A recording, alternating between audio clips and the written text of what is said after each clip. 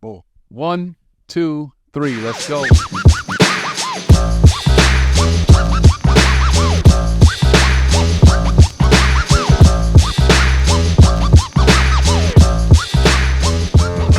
We are here. It took some work. It took some doing. Yeah. Called the help desk. Called the help desk a couple times. We made it happen. We said we was going to do a podcast. We doing it. Yeah, we finally my grandfather said 2 heads are better than one, even if it's your head and a goat head. Right. So we put our heads together and made it happen. Boom. We knew, all of us collectively knew we need to play more in the social media space. Right. Definitely. So we said, let's create something that we like to do that fits our brand. Mm-hmm. Yes. You know, a lot of times I think a lot of comics look at what other social media comics are doing and think, oh, that's corny. I don't want to do that. Mm. Well, that's not for you. That's their lane. Right. Find out what you do in your lane Mhm. in that space, and you'll be very comfortable doing it. I think this is very comfortable for us three. Yeah. I'm not Yeah. going to jump out of cars and, you know, Jackass. naked down the street. But this right here fits who we are. Yeah. Right. I thought about jumping out of cars naked, but Not me. yeah. So, ladies and gentlemen, this is episode 1 of Live from the Green Room podcast. I'm Tony Rock. That's Trey Elliott. That's Joe Fox. These are my dogs right here. We travel the road together. Yep. We are on tour. People always ask, when is tour going to be over? Hopefully never. For real. Always. Touring forever. So this is just another one of our ventures that we said we're going to put together and do this thing. And I'm very happy to have you, both of you here. Yeah. I'm going to give you guys Likewise. your flowers right now. Like, yo, Thanks, sir. I appreciate what y'all done for me comedically, personally, professionally. Y'all my dudes. Yeah. Respect. Likewise, bro. Likewise. And I was telling Fox earlier when we were setting up, the podcast that I like, that I really find myself listening to over and over again, are the podcasts where I feel like I have a vested interest in those podcasters. Okay. I feel like True. I kind of know them. Mhm. I get a sense of who they are from episode to episode. Uh-huh. And I think that would be a great way for us to start our podcast off, is letting people know that we want to subscribe and watch routinely and regularly who we are. Right. So they find that they have a interest, a commonality in who we are as well. So this first episode of Live from the Green Room is basically called Who Are You? And you can tell me as much as you want to tell me, or tell them.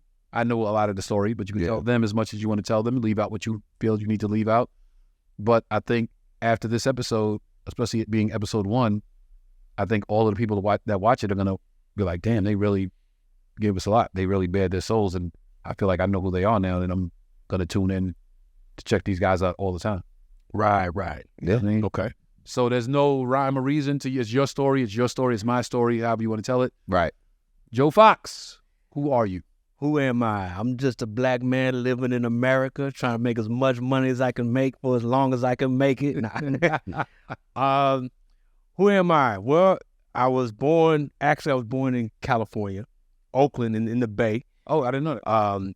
In the 70s. So I was a 70s baby, 80s child, grew up in the 80s.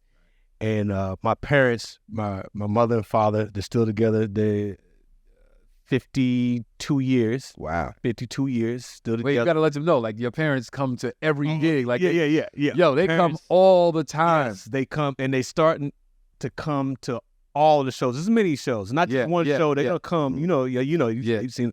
They come to several shows. They really, they know this is real. Like, Yes. I'm not gonna stop doing this. Right. I remember the first time they changed my room back at home.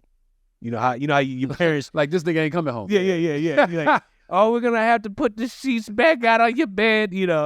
But they believe in what I'm doing. Right. You know that, and that's an awesome feeling when your parents don't mind that you wasted their student loan money. Wait, how long was that time between them supporting you, chasing your dream, and them changing the room?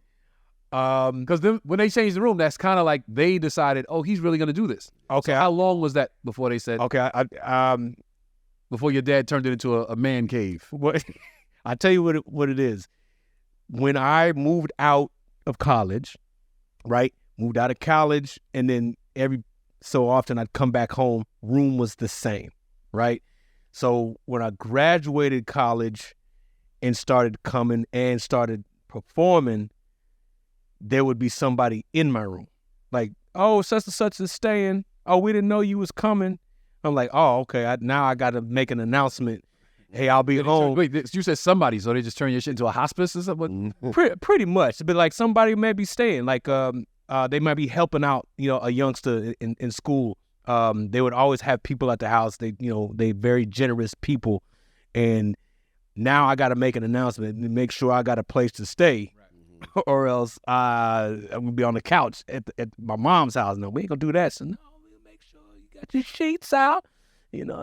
Put out a towel for you. You smell your childhood when you come back home. Oh yeah, comfortable for it.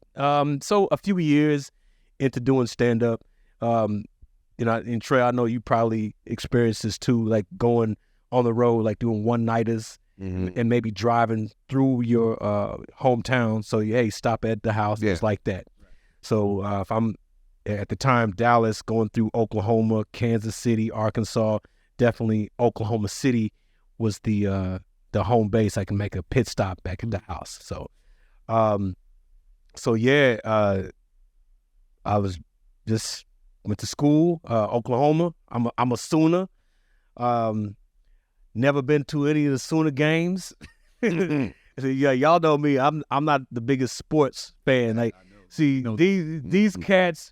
They start talking sports, and I'm like, casually, let me see if I can get some Black Power shit into the conversation or something, man. I'm like, I don't know stats, like, yeah, such and such did, interceptions or something. What y'all talking about, baseball? No, I ain't that. Yeah, right.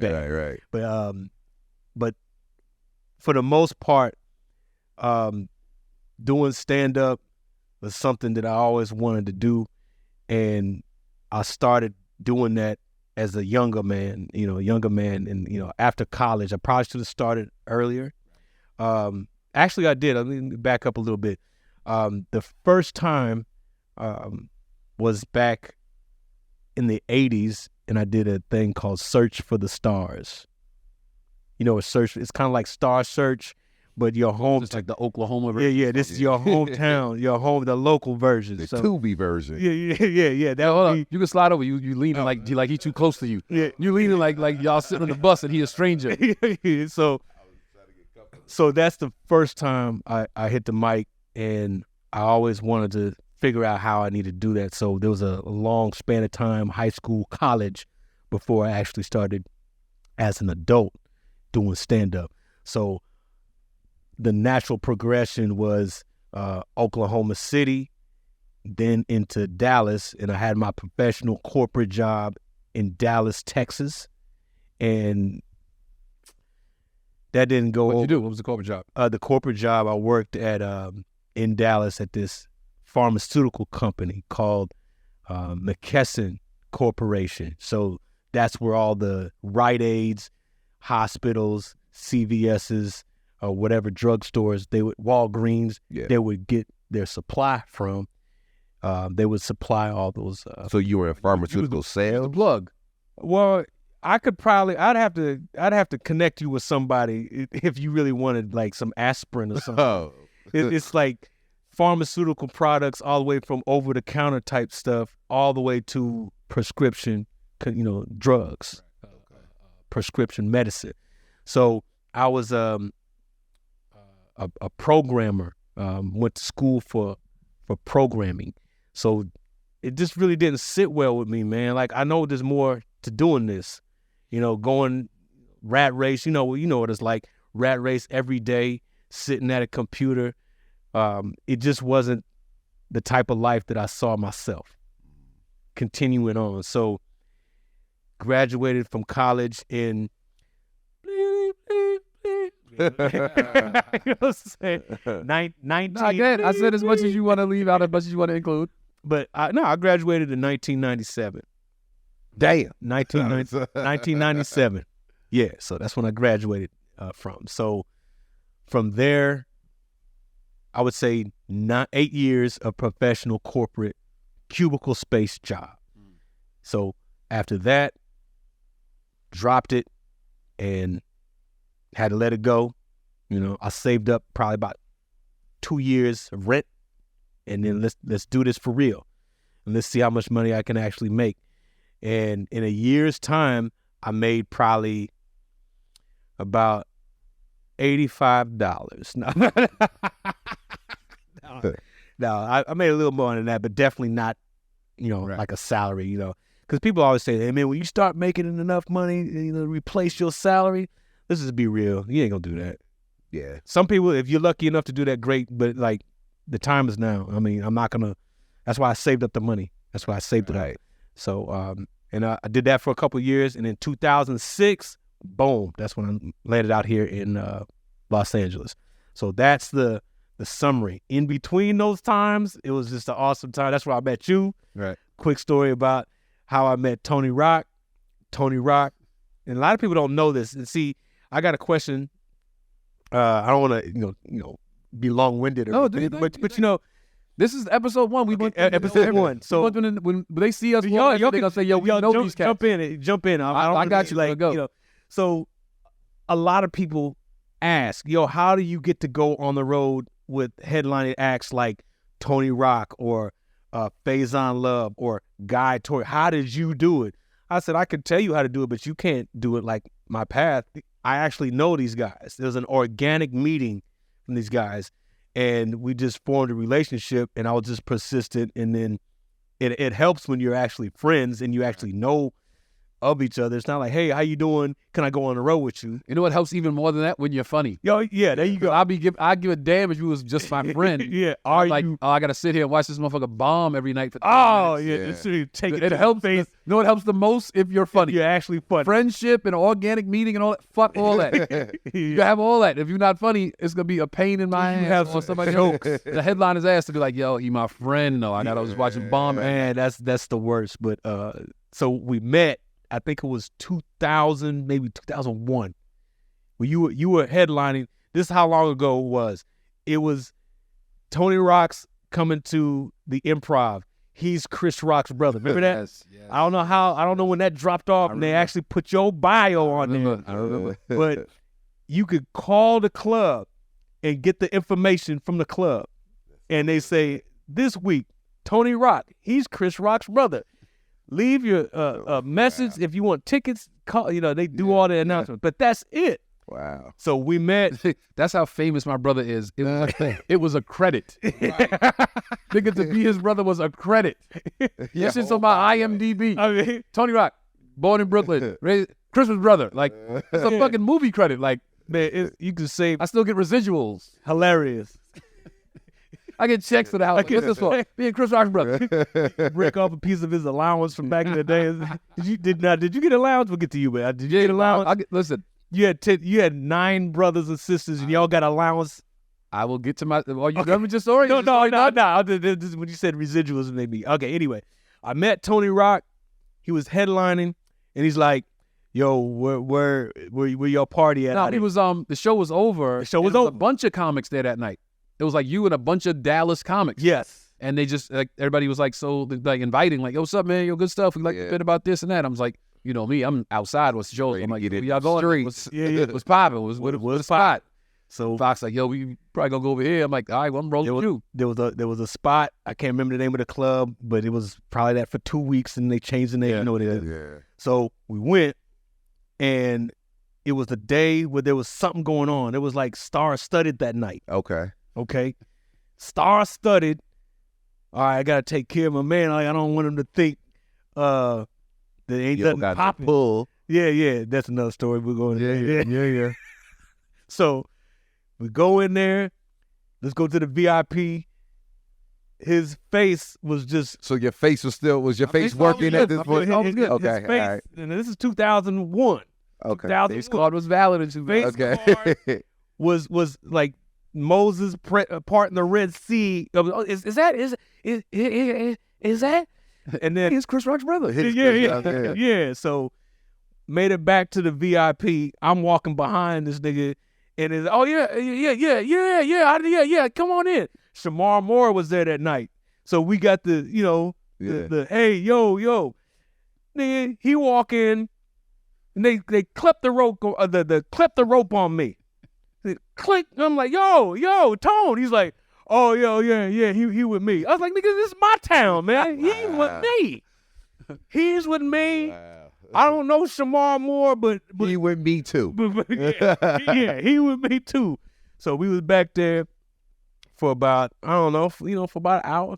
We chopped it up that night. I was like, yo, this cat's pretty cool, man. This Joe Fox dude is all right. Yeah, like I got him in. I think he was potentially moving to LA like the next week or so, like within like No. That was 2000. That was 2001. You was in LA then. No. I was still in Dallas then, but that's when we met. That was the first time we met. And then the next time we saw each other was at Laugh-A-Palooza in Atlanta. Yeah. So we chopped it up again then, and then I think maybe I called you like, I don't know, maybe once, thinking about coming out to LA just to visit. Yeah. And that time that I visited, I didn't see you. You was probably on the road. And then when I finally moved to LA, I'd already, made the connect. Right. And then that's when, he was like, yo, Fox, did you move up here? I'm like, yeah, nigga, it's real. You here now? So, all right, it's on. Bullshit, are you serious? Yeah, because you got to ask cats, man. You got to ask cats when they Cats will literally move here for 2 days. Can't handle it. A lot of them go back. Yeah, move back. So that was an organic meeting. I know you before actually going on the road. So that's not everybody's story, but it helps to know the person. It helps to see how they act, see their act, and see if it's a good blend. That's just how that works. I mean, you can't just create a situation out of thin air, especially if it don't work. Even if you're funny, like I got other people, because you spread it around a lot. Yeah. Anyway, that was you know the story, and I'll get into that like when I tell my comedy story. And here's the funny thing. So I told you this before. Like when I meet a young lady, I'll talk to the camera for this one. When I meet a young lady, a lot of times I ask, "Hey, tell me your story." It's one of those questions that I always ask when I meet a young lady, because I learn so much from what she includes in her story, but I learn more from what she excludes from her story. Which leaves out. So just now I asked Joe Fox your story. He just went straight to comedy. Yeah. Joe Fox got a brother. Oh, damn. Joe Fox grew up in Oakland and then moved here to there. I'm like, yo, he just went straight to comedy, because that's comedy so much of our lives now. When it's like story, you get your real life. Yeah. Right. So that's me as Superman. My Clark Kent life. As Clark Kent, yes, I have an older brother, and he's a year and some change older than me. He's presently living in Texas, in Dallas. My parents, everybody's in Dallas. Everybody moved to Dallas. That's where my nephew is. That's where my family is, extended family. Anytime I go to Oklahoma, I still have some friends up there, but I actually started doing stand-up out there. So the other thing that I had left out that I'm plugging back in, as soon as I moved to California, Los Angeles, when I did what no comedian should ever do when he says he's moving to LA to pursue his dreams, and that's to get married. You should never, never. Wait, never get married and then pursue your dreams? No, never get or just married. Never get married, period. Well, I can't say that anymore, because like now that it's over, I was like, let's see if I can find someone. I don't know if I'm gonna get married, but like settle down or something. Like, you still want a woman. Still want to settle down with the right woman. That's a whole other episode we're gonna do, is the Joe Fox episode of Joe Fox trying to get back in the game. That's the episode we got. Okay, we got like 20 episodes already written out. One of the episodes is Joe Fox. What's it like for you getting back outside? So being back outside. After what, 9 years? As of right now. No, married for how long? Oh, married for 9 years and some change. Okay. Wow. So 9 years in California. Is dodging the alimony bullet for the next whatever it is. It's like forever. You can get alimony for the rest of your life or some shit like that. After what? After 10 years, after right? 10 years is the mark. Yeah. 10 years is the mark. So was that your incentive of getting out at 9 and some change? No. Like, did you know, like, if I stay longer, I'm paying for the rest of my life? No, it wasn't that. It was no, it wasn't like on a 9.5 year plan or anything like that. It was just like when you're doing that process, and we can get into that on that episode. Right. But that's just a California thing, I think. So 10 years is like, I was like, whew, I dodged a bullet, man. Whew. So, did you learn that after the fact? Well, during the process, he's like, yo, man, you just missed the cutoff. I said, what cutoff you talking about? I said, man, if y'all would have stayed married past 10 years, she could come after you, for money for the rest of, life. Because 10 years is a long-term marriage. Right. Therefore, they can get that money. They can get that money. I was like, how much money? Niggas, whatever they can get. I'm like, well, shit. But that is what you should not do. Like, you shouldn't, especially, if you got a soldier, you got a rider, then it's all good. But don't complicate your mission with an uncertain situation, and then you complicate that with it got. So that's the bigger statement you're making. That's the bigger. You don't have the right support. Yeah, and that's what I'm really. If you got a rider, if you got a rider, by all help means, you out. But by all means. But if it's a situation where it's like all of a sudden, like you meet a chick after you got out here, nigga, what are you doing? What are you doing? You just met this chick. You gonna get married? I mean, some people do it. With me, I'm gonna say don't do it. I'm gonna say don't do it. Get yourself established out here. Get yourself some stage time in regular spots where you're moving around, and then insert. Basically, ladies and gentlemen, what Joe Fox is saying is, in America, you get the money, then you get the power, then you get the women. Money over everything. Words of Tony Montana. By Joe Fox. Or stability over everything. If you're not stable and you bring a chick in, you're gonna get that. What are we doing here? Mm-hmm. Yeah, I always get the chick that's down for what you're doing, and she's got. My mother used to always say, "Go for the girl that loves you, not the girl that you love." She's like, "Your life would just be significantly easier." True. So, as far as the all about me. Another thing about me that not a lot of people know is I've been studying history, so I'm a little bit of a black militant, not rah-rah, but I'm always aware of what happened to us as a people. Right. And if you notice in my set, sometimes I'll insert little things, I'll say little things and make you say, oh, you know something. Yeah, I know a little something. So. What inspired that? Like, where did that come from? Well, the biggest thing is in school, one of the years that I was there at school at the University of Oklahoma, these racial incidents. There's these racial incidents that were happening that I was like, yo, man, this is messed up, man. Protest. Okay, just to tell you, I give my age away. The Million Man March was going on during that time. The Million Man March. That was 1995. Yeah. Yes. So during that time, if you can imagine, a lot of the X hats and the leather right. African medallions, all of that was going on, and people were protesting, not only in D.C. but like in Norman, Oklahoma, where the school was. So a lot of that was going on. I'm like, yo, so you became aware, and I believe Farrakhan was on Arsenio Hall during that time. Oh, yeah. You remember that? That was his last show. That's a whole nother story. There's another story. He didn't lose his job. He was going to leave, but that was his last show. So this is my last show. And the contract was up, and this is the last day. Farrakhan last episode. So that's what that was. So all that was going on during that time. A lot of black shit was going on. So I wasn't a history major or anything like that, but there was this guy. He was always writing these articles in the school paper, and I was trying to be like, what is this? Oh, just kind of heighten my awareness. So after getting out of college, I read this book that was based on remember that movie Baby Boy? Of course. Tyrese? Yeah. The very beginning of that movie, he mentioned an author. That movie was based on the book that was written by Dr. Francis Cress Welsing. He says the name. So I happened across that book. I read it.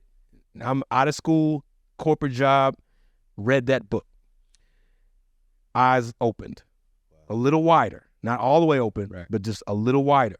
And I started noticing things in combination with not really wanting to be in the corporate job.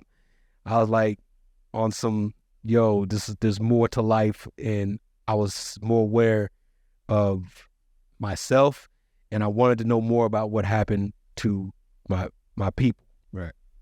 And I started reading anything that I could get. A lot of dots started connecting. Right. And now that we have social media and YouTube, I'm always watching some kind of documentary or something like that. So I always want to be aware, politically aware. That's a whole nother thing right there. But, politically aware, y'all remember the videos I would do back during the pandemic. Yeah. I just want to be funny while I'm doing it, but I'm well aware and I have my own sense of awareness in who I am and what I think, politically, so I want to be politically active, but the times that we live in, I think that we have been fractured as a people about how we understand politics and how it applies to us and how we learned. It wasn't right. So anytime I'm arguing with to say the least. So you never just heard me and my mom talk back. Oh no, you told me, y'all, because she goes scripture and you go. Yeah. My mother would pull out that Bible and we start dancing. Yeah. We start dancing, and I'm like, well, what about this? What about that? And I said, as it relates to us as a people and politically and all that, like. Now, either Malcolm X and Martin were telling lies, and there was the rantings of a madman, or they had something to be said about what they were talking about. So that's what I go back, listen to all the old speeches because they're on tape. They're all on YouTube. So go back and listen, and some of that informs, sometimes it informs my comedy. Sometimes, a lot of times, it informs my discussion, it informs my understandings of things, and I just want to always be a student of history. I'm never gonna be a historian or anything like that. I'm not that dude to have 1,000 books or something like that. I'm not the greatest orator or whatever, but I can get down with. You can have 1,000 books. Oh, but I don't. I'm not gonna be that guy with 1,000 books like somebody. Because I read the books. Some of them. That's expensive. What's the last book you read? The last book I read, it was more like a brochure or a pamphlet actually. It was like the Bhagavad Gita. No, the last final call. No. Never got a final call. But the last book that I read was Dr. Claude Anderson has a series of books. The history of not the history of America, but Black Power, White Wealth, something like that. No, Black Labor, White Wealth. I like Dr. Claude. Yeah, so that's the last book I read. So just to sum it up, for me, all about me, I'm an actor, comedian. I would say I'm a genius. But nobody cares. Nobody cares that I'm a genius, and I'm never gonna just put that out there. But I tend to judge people based on the conversations they have. Oh, you don't know nothing. He just fucking with these. You like weed all the day. You just smoking. So we just having a deep conversation. You ain't into nothing. The Americas. These narratives. Like. Nigga, what you learn that word narrative from, nigga? I was like, what are you talking about? You didn't study. You don't study nothing. you know the type of people who sound like they deep, but they not. A lot of that. There's a lot of that, with podcasts. There's some real people out there that are real. But I'm like, I don't know what to believe based on somebody non-credible. Like right now, I'm one of the non-credible people, but I ain't gonna just try to impose my level of understanding and knowledge. Well, what makes you credible? I think the fact that you're trying to learn gives some credence to what. But I'll say that, all of us have been on other people's podcasts, and then you kind of have to go, put yourself out there, but kind of go with their program. And sometimes you go, this is a deep brother. I like this. I like what he's talking. And other times it's just nonsense, and I'm trying to fit in with people. I'm always cautious on podcasts because sometimes I don't want to say too much. Yeah, I don't want to say how I really feel about stuff. If I'm like, this might go viral for the wrong reasons if I say how I really feel about XYZ, you know? Right, yeah, because I want to be able to, just as a person, I want to be able to express myself even in anger. There's a problem when black men are angry. We can't be angry and not be perceived as some stereotype. You know, I don't like what's going on here. I don't like what's going on with this. You know, I have my own thoughts about this. This makes me angry. But if I have to soft shoe it and shit, it's like, okay, he's not really telling the truth. He's holding back because of the perception that we have as black men, you know. So, you know, lots of opinions on that. And, you know, so, you know, that's pretty much it. I mean, we don't have to just keep on going on and on, but that's who you are. That's who I am. I mean, I don't want to get long-winded, but listen, man, it's our show. We can do whatever the fuck we want. You know, you can get long-winded on the show. You trust me. Well, yeah, that's what we edit for. We'll cut half of that shit. half of that shit out. Yeah, we're gonna cut that shit from. I was born in Oklahoma and I read books, and we're gonna cut all that other shit out. Yeah, I mean, but yeah, hey, throw it to Trey. You know what I'm saying? Trey Elliott, what up? Tremaine Persons. No S at the Tremaine end. Person. One singular. One person. Tremaine Person. Yes, I'm Trey Elliott. Joe Fox. Tremaine Person, Tony Rock. Who are we? You guys want to know? We're going to tell y'all who we are. Trey, who are you? So I am Trey Elliott, born as Tremaine Elliott Person. Yeah, I was my mother, Barbara Jean. Well, now her last name is Williams. But she was born Barbara Jean Council. My father was Walter Juan Person. My mom was born and raised in Rahway, New Jersey, and my dad was born and raised in Kittrell, North Carolina. Oh, they met in New Jersey, and I was born. I was the second born. I had a older sister, Kim Person. She was born in 1977. I was born in 1980, and so pretty much, man, we had a real. I come from a real close knit family, so I was born and raised in New Jersey. If like I said, so you know, my mom moved to. My mom was born in Jersey as well, but she had two brothers that lived in the South. So my mom didn't grow up with her brothers. My brothers were raised by their grandmother. My mom's moms, you know, so. That was normal back in the day. That was normal. Raised a kid. Yeah. So my grandmother moved to New Jersey and took my mom, and I mean she moved to New Jersey. Then you know her and my granddad had my mom, whatever. So you know, so my mom was really raised as an only child. Right. So you know, with my mom, it's funny because my mom was the child. She always tells me how she's, you know, my grandparents were spankers. She would get the spankings, and you know, my mom played the piano growing up as a child, but my mom was like bullied a lot as a kid, you know, like picked on. She had the cat eyeglasses. She would remind me of like a black Adrian from Rocky. Okay. You know how Adrian was, her character. Yeah. That was my mom, you know, as her being a child. That was my mother. She's the youngest? My mom is the youngest. Right. Yeah. And she didn't have her brothers to protect her because she was raised in New Jersey, kind of as the only child, you know, in a sense. So, you know, and I tell you why I say that now, because that to this day, her being bullied as a child and her getting spankings and stuff like that, it has an effect on, you know, of how things are now. But anyway, mom met my dad, Walter. Walter was a fly dude from North Carolina, you know, and my mom met. And my mom got married at 20, and my dad was 23, and she had my sister at 20, and had me at 23. My mom was 23, and life was good, man. For what I could remember, I just remember spending a lot of time with like my grandfather and my grandmother, you know what I mean, and my sister and the family. But what happened was my mom and my dad got divorced when I was 3. You know what I mean? So I don't remember that much of the family dynamic between my mother and my father. I remember my dad. I remember him being there, but I don't remember like us all having dinner together or things like that. My sister, you know, remembered that more than I did because Kim was like 7 when my dad left. So when my mom and dad got divorced, my dad moved back to North Carolina.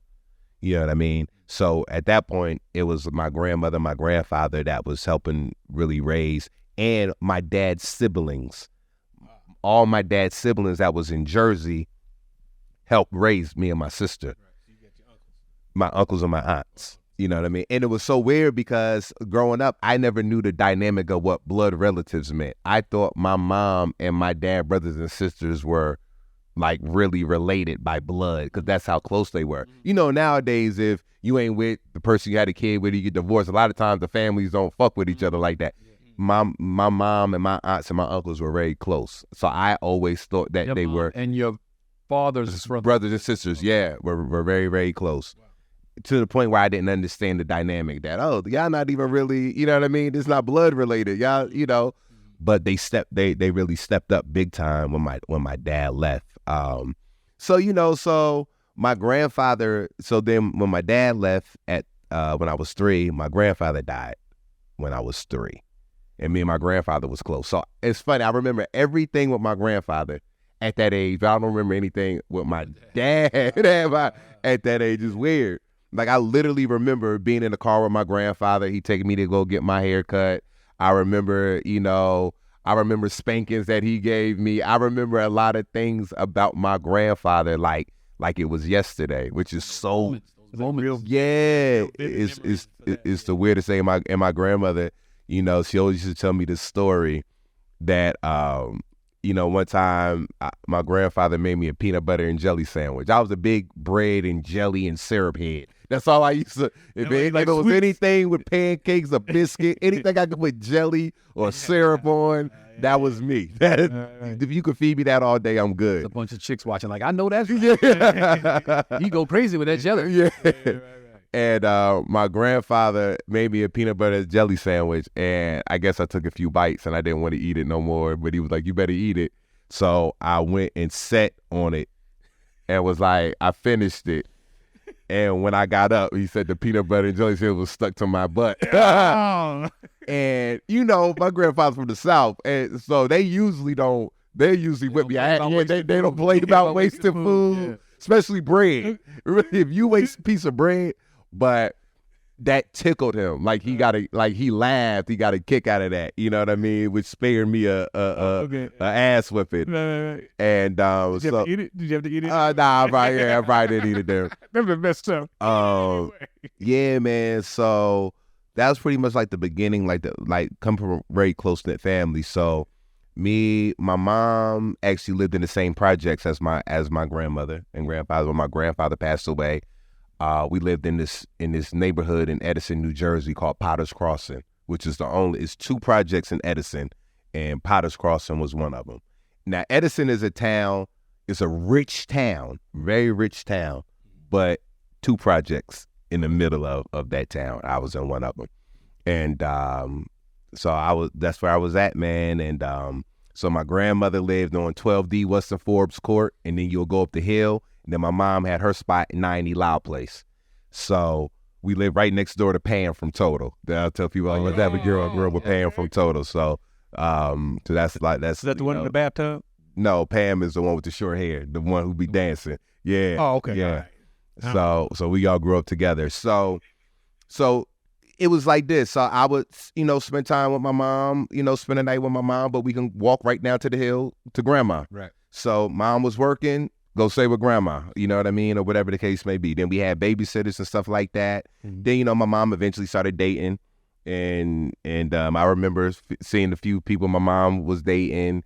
And then she ended up dating somebody who eventually became my stepfather. Mm-hmm. But he was around when my grandfather died. He was around that long. You know what I mean? He was there like the whole time, just like he was there, but he was just in a rotation. No, Max. No, I'm just being real. Right, when you talk about stuff, you got to realize my mom was in her early 20s, like mid 20s. Right. You know what I'm saying? Like she's in her mid 20s. She got 2 kids, so she and she's divorced. She trying to figure figure shit out. But it was so for a long time. It was just me, my mom. Kid, that's so foreign to you. But right now, we we literally talk to those same chicks. Like, they got 2 kids. Yeah, we talking to them same chicks. Right. And so it was just me, my mother, and my sister. Like we were like the 3 amigos, man. So my mom was just. My mom was young and she had a young spirit. So we played games all the time, Monopoly, Scrabble, you know what I mean? She would take us to D.C. because like D.C. was a 3-hour drive. So she would take us to like the Arlington Cemetery, you know what I mean? And see the cherry blossoms and the changing of the guards in D.C., Hershey Park, the Gettysburg. My mom was very smart. So she would expose me and my sister to a lot of different things. Because she was trying to let us know that, hey, listen, there's more than what's outside your 2-mile radius. Right. And your vision don't have to be as short as like exactly. Because mind you, my mom was strong on that. Yeah. Because mind you, we surrounded by drug addicts. We're surrounded by people who, AIDS. Like I know people personally who died from AIDS. Like when the shit was first popping off. Didn't nobody know how you could get it or what it was. I would be outside and see crack valves on the ground in the basketball court, needles. Like I was surrounded by that. You know what I mean? And I know a lot of my friends' parents who passed away from like AIDS and stuff like that. So my mother, kind of, and my grandmother, they all kind of just kept us not sheltered, but just well, like, listen, this is what's happening. So, I don't mind you playing with whoever, but just, hey, look, this is what's going on out here. And a lot of things they kind of kept secret because we're kids, but the older we got, we started realizing things like that. So, so then my mom and Max was my stepfather. They got married in 1988. And that was when my mom was able to move out of the hood. And we got moved into a nice big house in Plainfield, New Jersey. And my mom and my dad eventually had a house, in Plainfield at one point. But, my dad, fucked it up. My dad was an alcoholic. I'm just going to play. My dad was an alcoholic. So that was part of the reason why my mom and my dad got divorced. My dad just couldn't, he couldn't control the liquor. And he had a good job at Pathmark. That was like the good job to have. Him and my uncle. Yeah, man. And Pop. What is Pathmark? It's a supermarket. Yeah, and like back then, if you had a job at Pathmark, like you were good. Like my dad and my uncle both worked at Pathmark. My uncle retired from Pathmark, and he, so he getting the pension to retire. And you could see the dynamic between the decision my pops made versus my uncle who stayed. Feeling the rent. Yeah, man. So. So then, like I said, so I lived in the nice area, in a nice house, but Plainfield had bad school systems. So I had to continue to stay in the hood with my grandmother during the week to go to the better school. So I lived in the hood to go to the number 2 school system, and I lived, and then I would go home to my nice house on the weekends. And it was like that all the way through like 11th grade. And so I would only pretty much see my mom Friday, Saturday, and then Sunday night she would drive me back to my grandmother's, and then I would be at my grandmother's Sunday, Monday, Tuesday, Wednesday, Thursday for school, whatever. And so me and my sister, that's what we would do, and it was dope, man. Like we had like the best of both worlds because in the projects is where all our friends was, you know what I mean. And the school we went to was a very diverse school, so I went to school with. I had friends that were Asian, Indian, Jewish. My best friend was Jewish for a long time, Scott. And I had Indian best friend.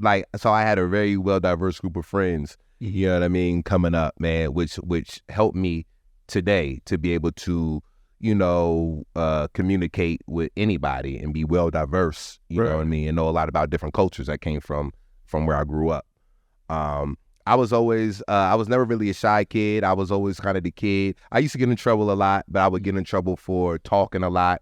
I was always the kid that voiced my opinion. If something wasn't right for me, I would always say it. I would always say how I felt. and which posed as an issue, you know, to your teachers, and even to my mom and to my family, because it was like that was deemed as talking back. You're talking back. You're not listening. And but no, I always had a strong opinion, and even in school when I knew I was maybe treated differently because I was, you know, color of my skin, stuff like that, I would make it known. And my grandmother would always take up for me when it came to like teachers and stuff like that. She would be like, "You need to." She would tell my mom name was Barbara. She would call my mom Bob. You know, Bobby, you need to go up there and see what they doing. And my mom would go and turn her back on me every time. My mom never had my back. Turned. When my mom would go talk to them teachers, she be quiet. Stop. No, what he do? Stop. And so then what happened? And I could never, you know, my opinion was shit when it came to being in school and the teachers, whatever, man. And a lot of times, yo, I would be right. Right. You're a kid, man, and you know, and my mom was still young, and my mom like, look, nigga, I'm just trying to get back to work. Right. I gotta leave work to deal with this shit. I'm just trying to get back to work, you know. But it goes back to my mom was never a confrontational type of woman. She was never confrontational, so it was always just like, okay, whatever was presented to her, that's what she would take. It wasn't no questioning back and forth about anything. I think it also goes back to something that Fox said earlier about how black men kind of hold their tongue because they don't want to be seen when they get angry as a belligerent black man. You know, like, I think that was probably the same thing with your mom's. In a sense, it's like, I don't want to seem like the difficult black girl. It's like, oh, we can't talk to her. And I think that's the thing that we could get to that later. Address that in another episode. But I think that's the thing that black people walk around with every day. Men and women, like, I'm upset. This is wrong, what's happening. But if I get loud about it, okay, now he's angry Negro. Yeah. Now she's sassy, smart mouth black girl. And I think we always try to avoid that because we know that's the first thing they're going to say about us. So sometimes we are more inclined to just go, yeah, you know what? Because we don't want to come off like that. Because we know, especially in school, because you know it's going to affect you. Yeah. If they think your mom's is, oh, she's an angry black woman, now they're gonna that falls on you. Yeah, when we talk. Your pops is, oh, yo, what up? Oh, word, his father's an angry black man. So it's like, sometimes I think that's what black people do, as opposed, and I don't think it's right, but I think sometimes they're looking at the bigger picture. Like, let's just let this one go. Yeah. Fight the good fight later. You know. Right. Nah, my grandmother. I get my old black people don't give a fuck. So like, I'm sure you're gonna say things about your grandparents. Like, yo, my grandfather says, boy, let me tell you something. If a white boy ever call you nigga, you fight him to the death. Bruh, to the death. That was my grandmother. I was like, word, fight him to the death. Bet. That was old black people give zero fuck. Listen, that was Viola Council, my grandmother. If they mess with you, you go to that bus stop, they picking on you, you pick up a stick and you bust them upside their head. Yep. And my grandmother was that strong. My grandmother was the opposite of my grandmother was confrontational. My mom got her demeanor from her dad, my grandfather. But they lived it. She had to fight on the bus and all. They had to stand. She was down there with the march and all that. Yo, grandma was no fucking joke, yo. And sweet lady, but boy, she was like my grandmother could have been on mother's boards of New Jersey. Like, you know how they got housewives in Atlanta? Yeah. She could have been mother's boards of Edison. Like, if they just had all the mother's boards on the show, my grandmother would have been the one popping shit, you know, because she was on the mother's board at church and, you know, and buy the new hats every Sunday. And yo, like it's a lot of shit. My grandmother, like, you know, and I put my shit out there. My grandmother was, you know, had her infidelities, you know. My grandmother cheating on my grandfather and shit like that. Like, it's a lot. Like, my grandmother was like, yo, my grandmother was a mess. You know, and even through her later years, she calmed some things down, but you can tell that in her coming, that Viola Council was about that life. And even until she passed away, I look at all of the ladies, like my grandmother's best friend, who was like my second grandmother, and the other older women that was around when they passed away. My grandmother had the worst passing when she passed. Like, she had to get both legs amputated. Oh, health diabetes and things like that. And I often wonder, I'd be like, damn, like Miss Maddie just kind of went peacefully, and then Miss, the other mothers, they went like that. But I was like, usually that was her car. I be thinking sometimes like, yo, I wanted that grandma brought that on you like yourself? in the sense of like, yo, like sometimes how things happen tells you the story. Right. And as an adult, like my grandmother died when I was 20. I never had the chance to really sit down and really get into those. And she probably would have never told me. But as an adult now, when we sit back, you'd be like, yo. And because see, here's the thing. People think because you're still a kid to her. Yeah. She wouldn't have told me. Yeah. But it's something that me and my mom could talk about, and as an adult, and be like, and I would start hearing stories. Because we think because they're your grandparents or they're your mother that they ain't in no shit. Yeah, that ain't true. Right. Like, perfect. And mind you, my grandmother was a God-fearing woman, all of that. Mm-hmm. All of that. Met her at church. But she was about that life. So I got my demeanor from her. Yeah. So I'd be like, something go wrong? Oh, hell no, teacher. I'm saying some shit. I'll stay to the principal's office. But I was smart. Yeah. So the teachers, I had a lot of teachers loved me, but the ones that challenged me, I challenged them back. Mm-hmm. But they couldn't do nothing because they was like, yo, this kid is smart as shit. Mm-hmm. Like, it was like he in the top classes. Mm-hmm. And they hated it because all the other black kids, usually they was on the small bus. They was in the lower classes. Right. But I was this kid with this mouth still, but I had a personality. And they just, some of them didn't know what to do with me. Right. Yeah. And they tolerated me. And my saving grace for a lot of my teachers was that they had my sister before they had me. And my sister, my sister was the total opposite of me. Yeah. So she was the good person. So everybody be like, wait, Kim is your sister? I'd be like, yeah. So that was a lot of my saving grace too, because they was familiar with my mom when my mom would have teacher conference for Kim. Yes. So they kind of just dealt with me in a sense. You know what I mean? She had set the tone. She set the tone. So they was like, oh, I know he ain't really, really that bad, but this good girl and persistent. Yeah, brother. Yeah, right. But, man, I was dealing with my own kid traumas, you know what I mean? That, my dad left, my grandfather died, so I was dealing with my own inner things, man. And then, so that was me as a kid, you know what I mean? But I was always a cool kid, played sports, football, basketball, and drama. That's what I did in school. Yeah. I was like one of the only black kids in drama. And I was a cool kid. I wasn't like no drama. Like I'd be playing football, and I'm like, yo, I gotta go to drama practice. Yo, I gotta study. I'm in the death of a salesman. You know what I mean? I'm in. What did you do though? To Kill a Mockingbird. You did that one? I did several plays. Man. The Narnia, Return of Narnia. Mr. Beaver. Yeah, yo, like. I was in the Wizard of Oz. Like I was the drama dude, but I was cool. Like it was just like, like, oh shit, Trey, doing this, doing that. But I played football, basketball. I was the drama dude, but I was cool. Like all the other kids in drama wasn't. Nah, they wasn't. They wasn't. I was drama, but I was cool. You know what I mean? Like I was drama, but I ain't no bitch. Yeah, I was like, showing with my Timbs, my thing. You know what I mean? Like yo, like man. I played. You know what? I was so mad because I auditioned to be the Scarecrow. Okay. And they just made me a crow. We're gonna have you play the crow. You're Black Scarecrow. Yeah, Black ass crow. So man, but I was just always knew I wanted to get into entertainment, man. But but that's where it was, man. So I come from a very close knit, family oriented. Christmas was our holiday. Christmas was a holiday because that was the time I knew I would see my dad. My dad made sure he came to New Jersey every Christmas.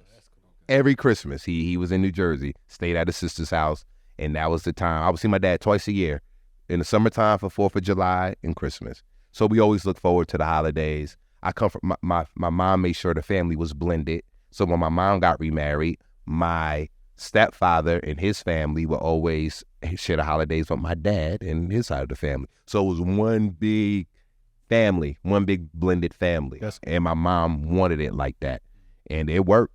It worked for us, man. And so that's why when I'm doing shows, I'd be like, Tone, I got my stepbrother, but I don't like to say step, but it'd be somebody 70. And then I gotta explain, like, my mom got remarried. Yo, this is my brother. Like, yeah, but my mom got remarried. Max, my stepfather, was older. Okay. So my mom had stepkids that was older than her. Wow. You know what I'm saying? And so that was kind of the dynamic of the family. Real black then. Yeah.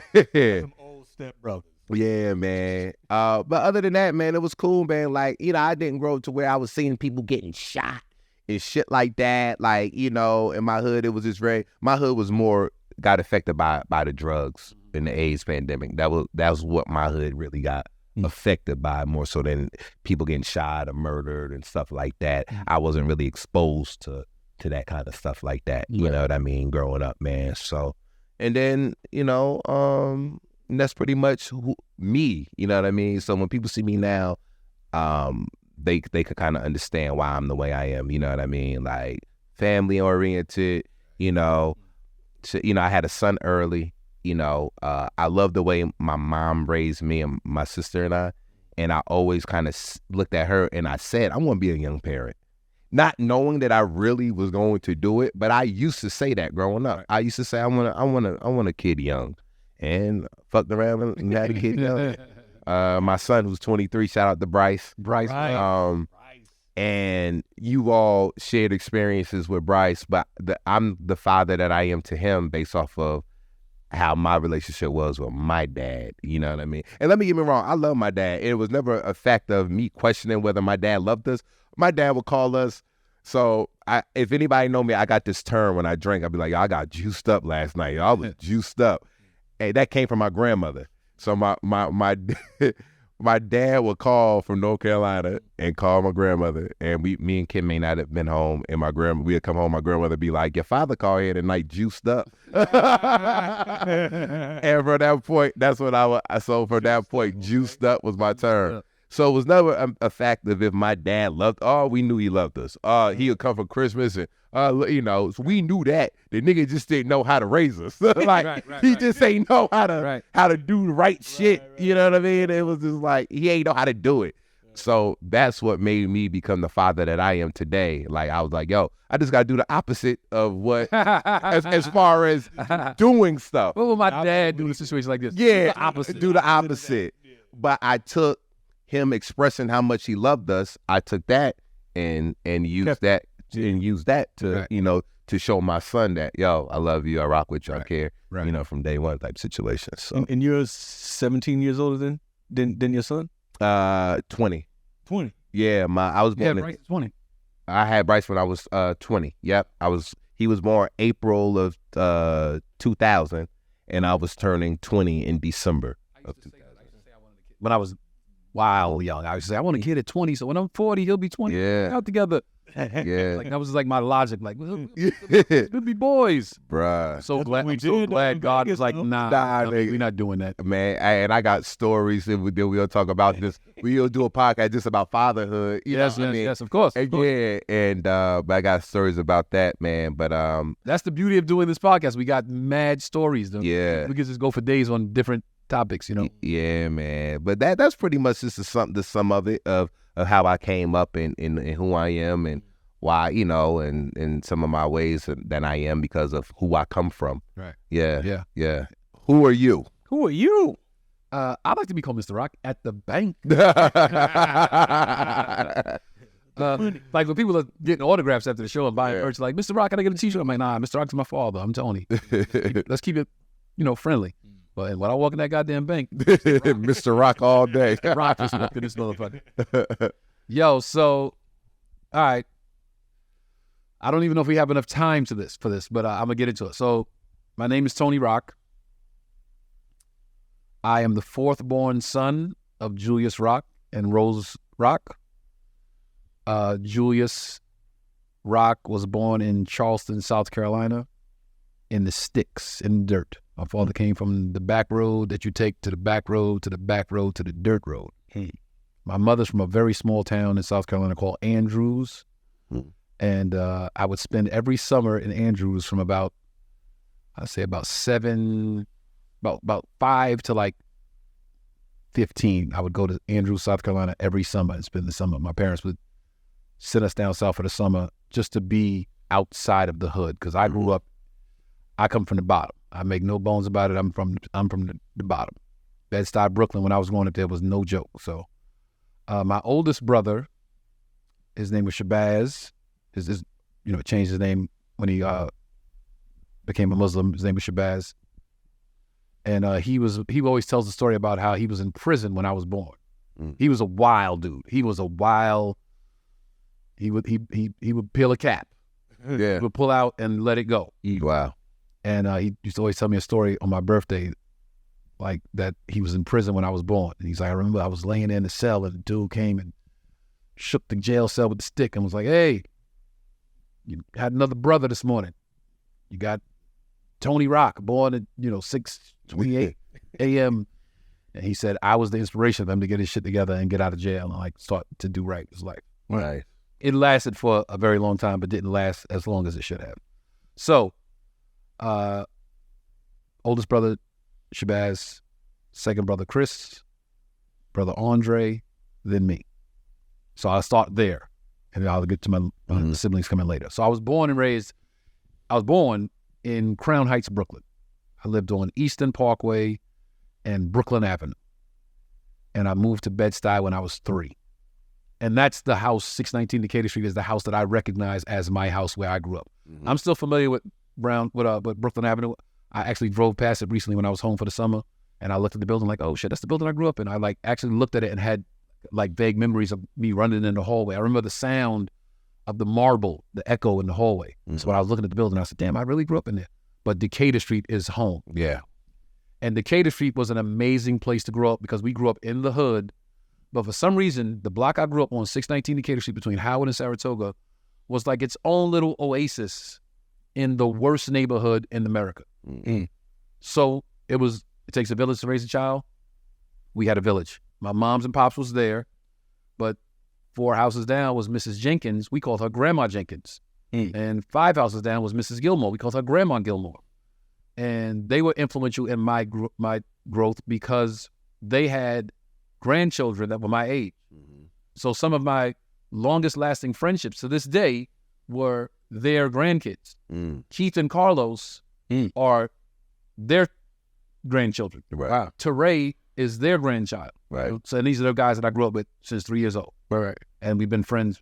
2023, we still brothers. You know what I'm saying? Yeah. So I really hold a lot of pride in that we still stuck together all these years, even through all the shit that we've been through, and people went away to school and people went to jail, and some of us didn't make it, but we still had held fast to that friendship. So that really means a lot to me.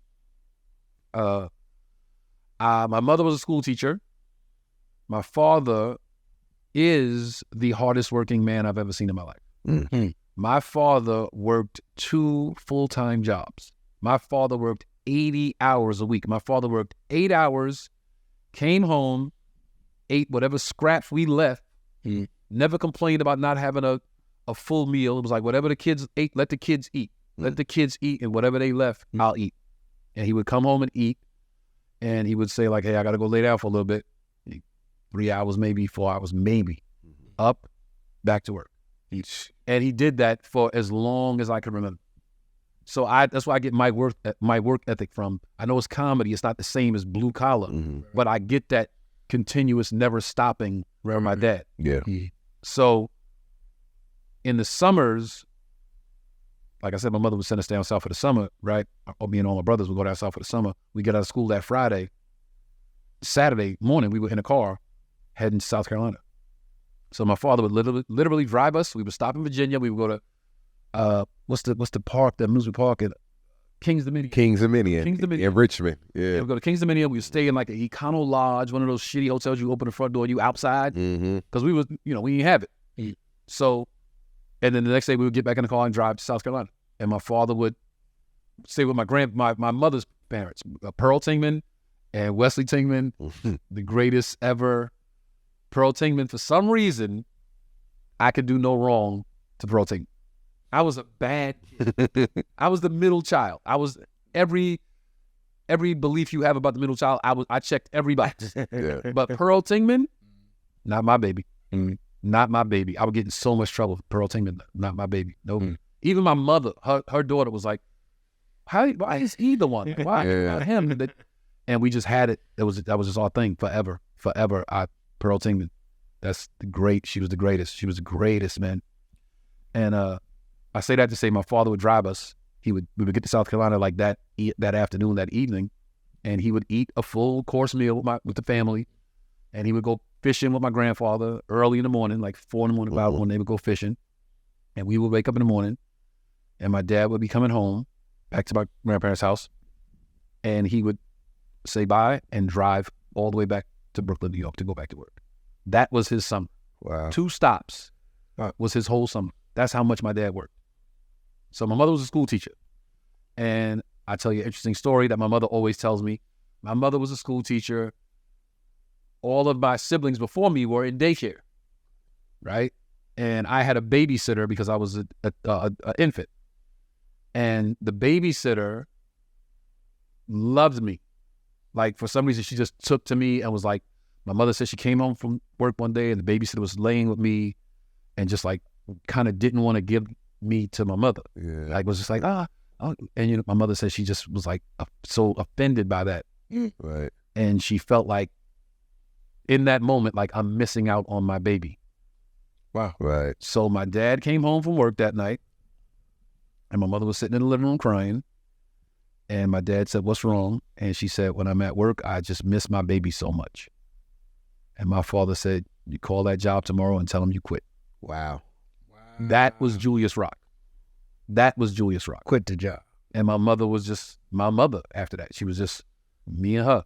Yeah. Like, and then, of course, siblings came later. But at that time, she was like, yo, I don't want to do nothing but be this baby's parent. So her having an education background, she wanted the best for us as far as education. Right. And Bed-Stuy, Brooklyn, the schools in Bed-Stuy wasn't going to be it. So my parents agreed to have us bused to a white neighborhood to go to school because she just saw it as a better opportunity for education. Which it might have been. It might have been. I don't know. I can't say it was or it wasn't. It might have been. I say it might have been because I was one of maybe 15 black kids in the whole school.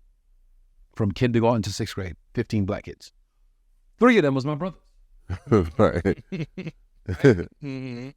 And every single day, Monday through Friday at 3 o'clock when the school buses pulled up to pick the kids up that lived outside of the neighborhood, they called it outer district. The teacher would walk down the hall and blow a whistle and say, outer district, and all the people that lived outside of the neighborhood had to line up the school bus.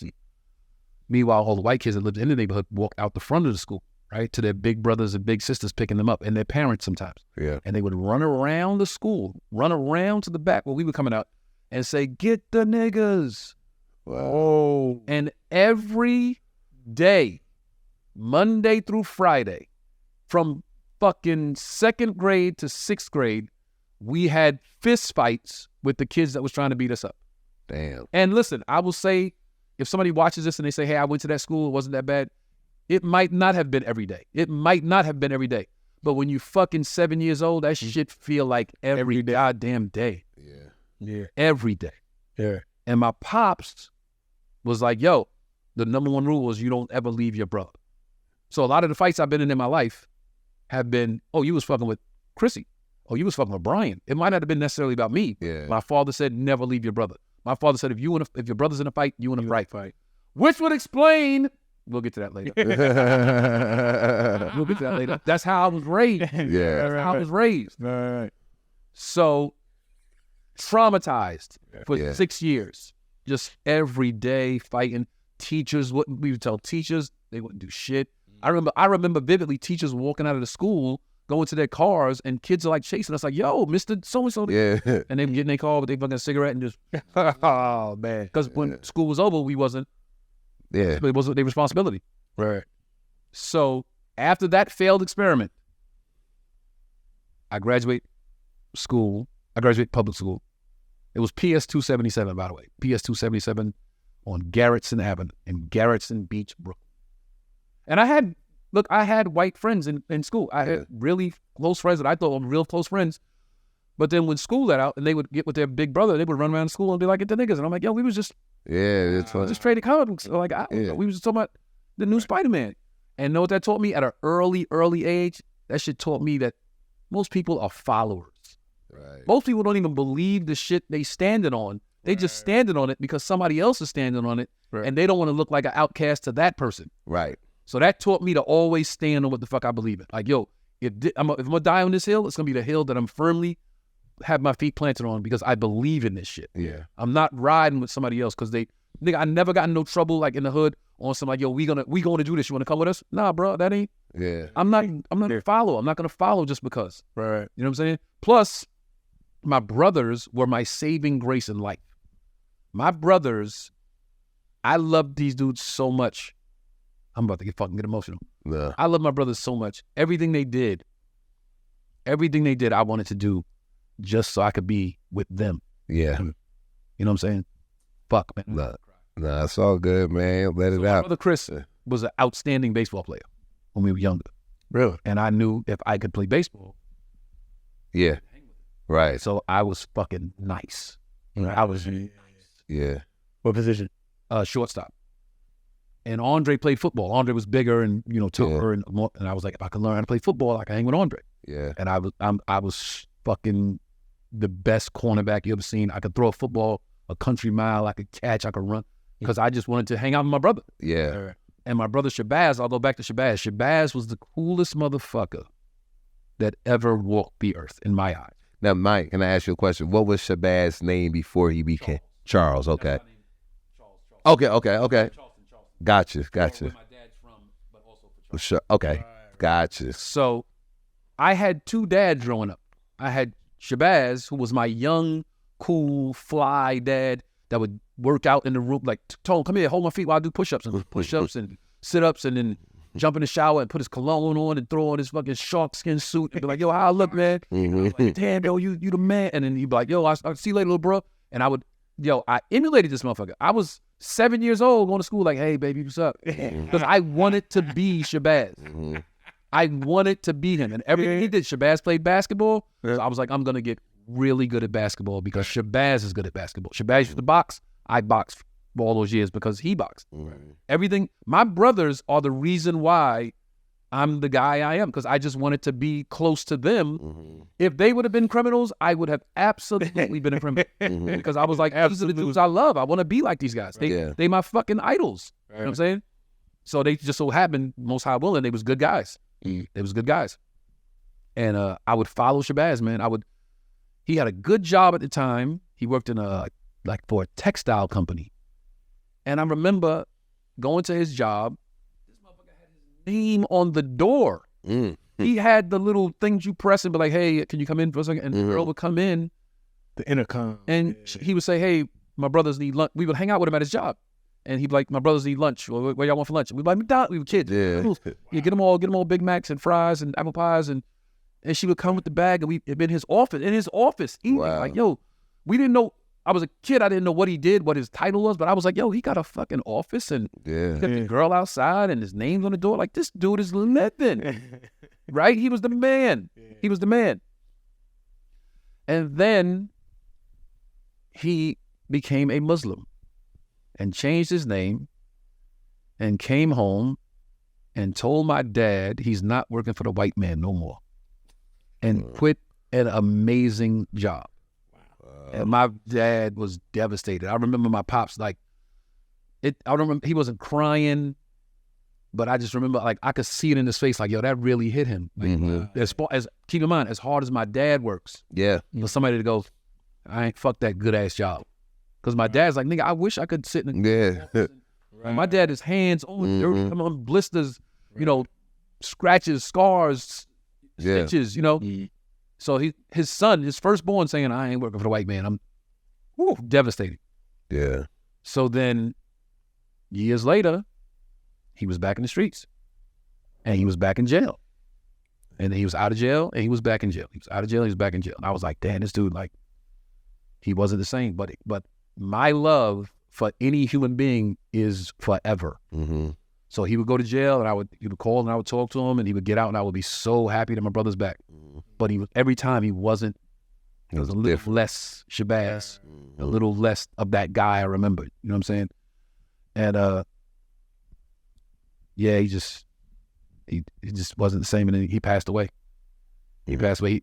He actually died on the street. Wow. He died. He battled some demons. He drank. I don't know the whole story because I was afraid to know the whole story. I love him that much. I was like, I don't even. Yeah. So my brother Brian said, I think he was smoking crack. I think he was like a crackhead. And when I saw him, he was like losing weight. But I was like, no, he's just alcoholic. He's just alcoholic. I didn't want to believe it, but I still don't want to believe it. I still don't know the whole story. Yeah. I do know he died on the street. My oldest brother, my fucking hero, died on the street like a damn stray animal. Yeah. And I didn't even go to the funeral. Wow. I didn't go to the funeral. And I didn't go to the funeral, and everybody understood. All of my siblings, all of my uncles, my aunts, everybody was like, there's no way Tony's going to walk in this fucking funeral, in this church. And how old were you at that time when he passed? I was like 20. Oh, okay. Out of high school. Yeah, I was out of high school. Okay. Yeah. Okay. 20. Man. So I'm trying to tell every bit of the story, but every piece has its own little. So I'm going to go back to my dad. So my dad, I'll go back to, so get out of public school. So I get out of public school, and my mother's like, okay, that shit was horrible. Yeah. For my children, it was bad, and all the fighting and shit. She was like, nah. So she said, okay, y'all can go to school in the neighborhood now. So I went from an hour, 15-minute bus ride to a 4-minute walk to junior high. Yeah. Now, here's the thing. All of the kids at the junior high school went to public school together. Yeah. So they went from this school to that school. They knew each other. Yeah. Everybody was friends. I was the kid that was bussed. Right. So they didn't really know me. Only the kids on my block knew me. Yeah. So maybe the kids on the next block, a 2-block radius knew me. Right. All the other kids in the neighborhood was like, who the fuck is this dude? Yeah. But I still had the curriculum in me from the white school. Right. So I would come in school, in the hood-ass school, and be like, good morning, teacher. And all the hood kids like, yo, what the fuck is wrong with this dude, yo? Etiquette. And the teacher would say, who's going to read paragraph 1? Anthony, read paragraph 1. And I would stand up to read. Yeah. Yo, what's up with this dude? It was weird. You know what I'm saying? But I was funny. I was funny. So that would be, when we tell our comedy story, that would be the beginning of my comedy story. That was the seed right there. Right. So I'll get to that in another episode. So, but again, I could play basketball, I could play football, I could play baseball, I could box. I was like, very athletic. So all of the kids that was skipping school to play basketball, I'd be like, oh yeah, I'll come back there and ball. And I would ball. Yeah. And they'd be like, yo, this rock could play. Yeah. And then play football. Like, yo, this nigga rock could throw. So it was cool not being picked on by, in the hood, because I got a free pass. Right. Plus, my oldest brother, the whole neighborhood knew he would kill you. Yeah. Oh, yeah. So I didn't really get fucked with. Right. My brother Shabazz, another interesting story about my brother Shabazz. This is how much I loved him. He shot a guy one night, killed him, ran home, gave me the gun. Tone, hide this. I took it. I took the gun. Asked no questions. Went to my toy chest, dumped all my toys out my toy chest, put it in the bottom, and put all my toys on top. And like maybe 2 weeks later, my pops came to me and was like, hey, my father didn't play that Shabazz shit. Yeah. And, hey, Charles said he gave you something to hide, to hold for him. I don't know what you're talking about. Somebody flushed, so hold for edit. Look, so Charles said he gave you something to hold for him. What you talking about? It's okay. I know he gave you something for him to hold. It's okay. You can give it to me. You won't be in trouble. To my own father. Wow. My brother had to call the house from jail. My pops like, hey, take the phone call. Hello? Hey, man, I'll be going for a little while. I love you. Take care of yourself. Don't let anybody bother you. Hey, the thing I gave you, give it to dad.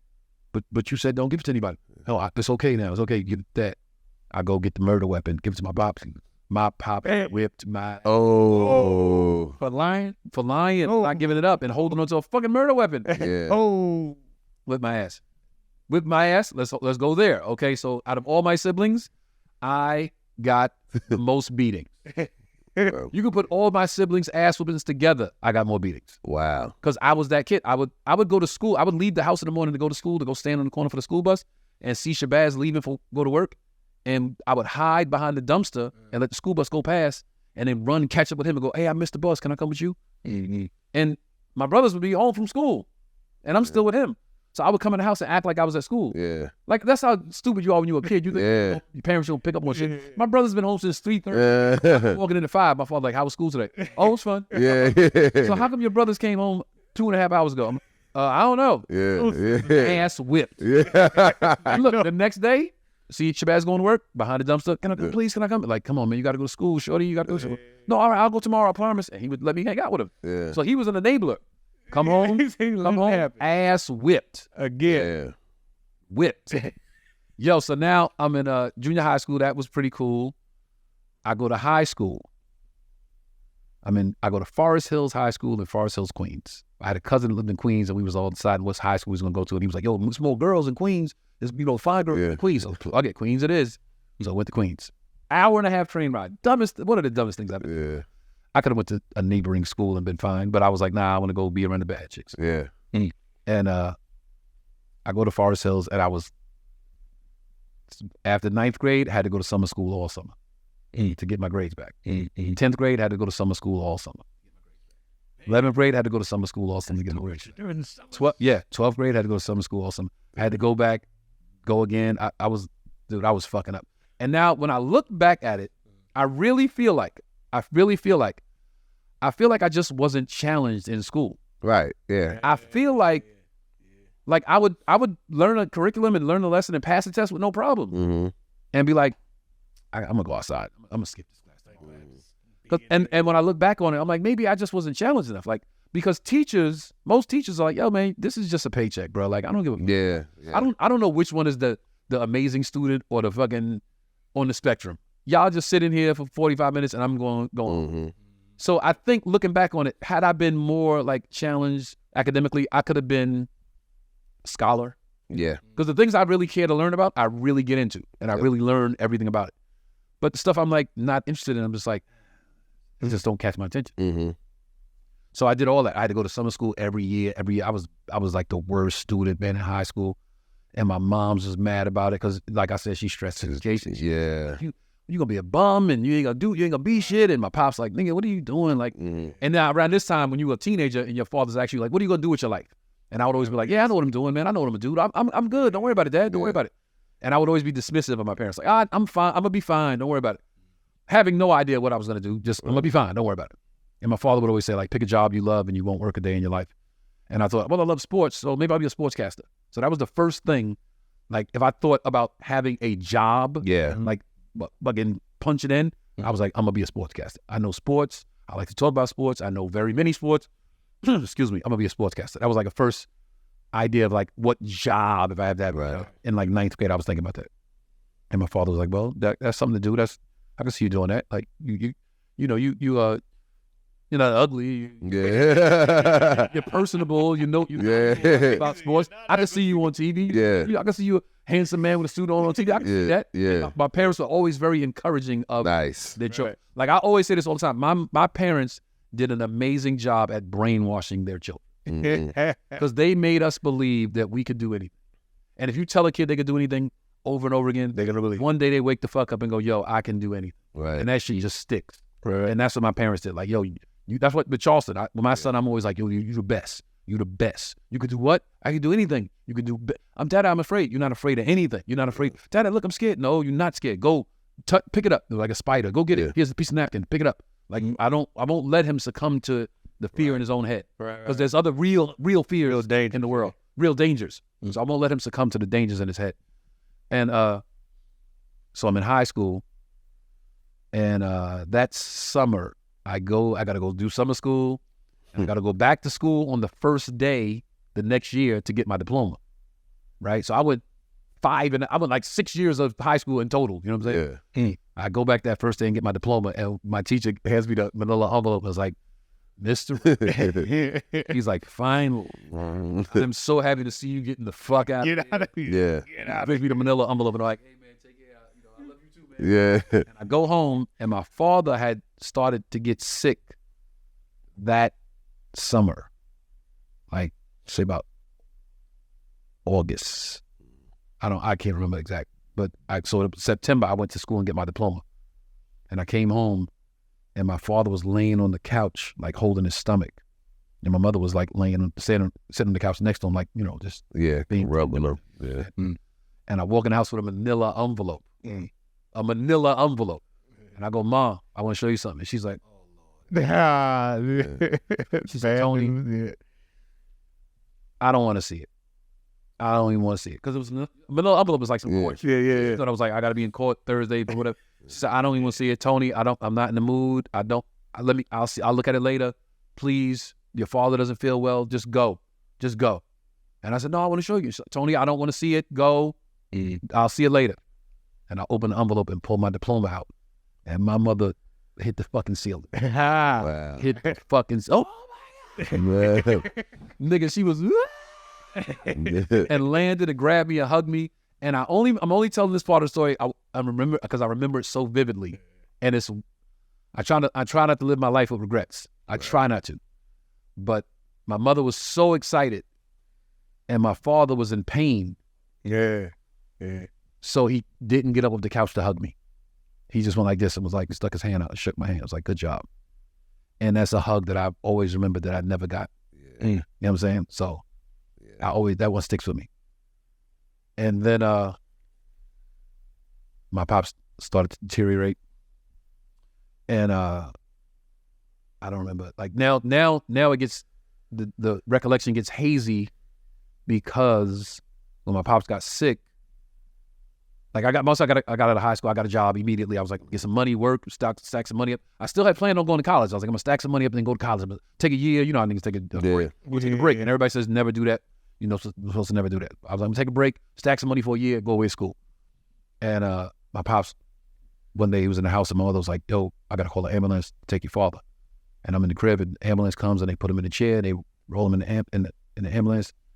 And my mother's like, just get the car and follow us. And I jump in my mom's car and she let me just at the hospital. And I was like, nah, fuck that. I'm following the ambulance. So like they like, woo, running lights. And I'm running like, cops, like, what are you doing? I'm like, I'm following the ambulance. Like, like I've literally followed them all the way to the hospital. Ambulance check. I didn't stop at no lights or nothing. I was like, I'm the ambulance. Like, so I get to the hospital, they check my dad in. And I remember they was pushing my dad in. And he looked at me, was like, he used to call me Tony Baloney sometimes. Or Baloney. He was like, Balone, I'll be okay, Balone. And I'm like, oh, I know. I never thought, in my mind, it was like, he's going to be here for a few days and he'll be home. Because this is the strongest guy I've ever seen in my life. This is Superman.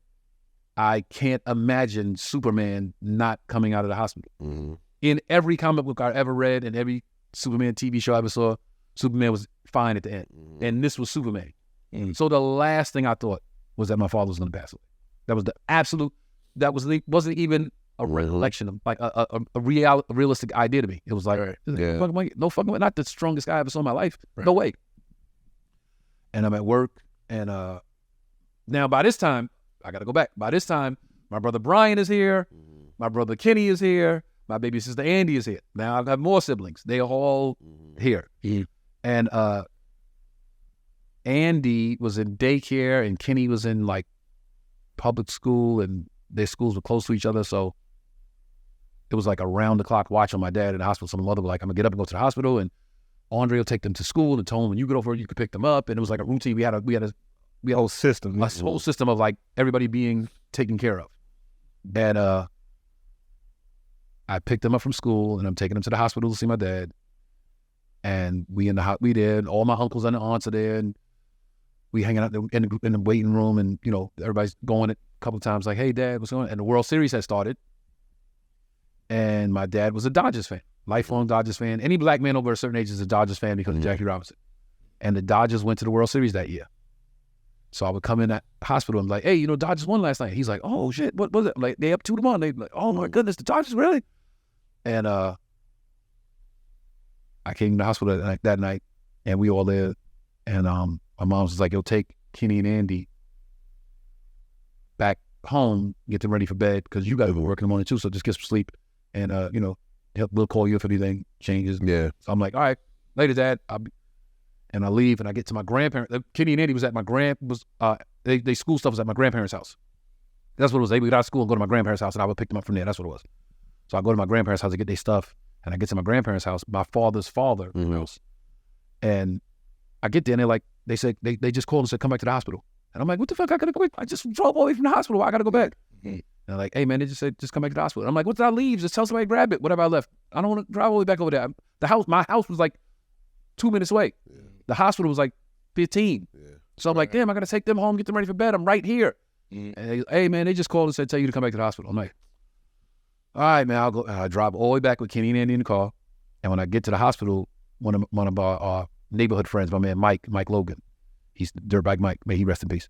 He's standing outside the hospital, and he's like, yo, I'll watch them go inside. And I'm walking in the hospital like, go inside for what? Like, what happened? And I hit that button, that door opens, and I see all my family members in the hallway, boo-hoo crying. And I'm still like this, like, what the fuck is going on? What happened? And I see my mother crying. I'm like, what the? Because Superman can't die. So I'm like, what's going on?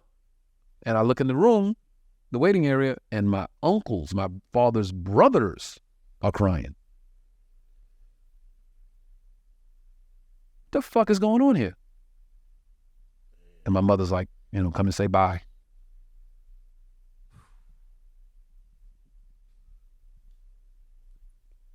Yep.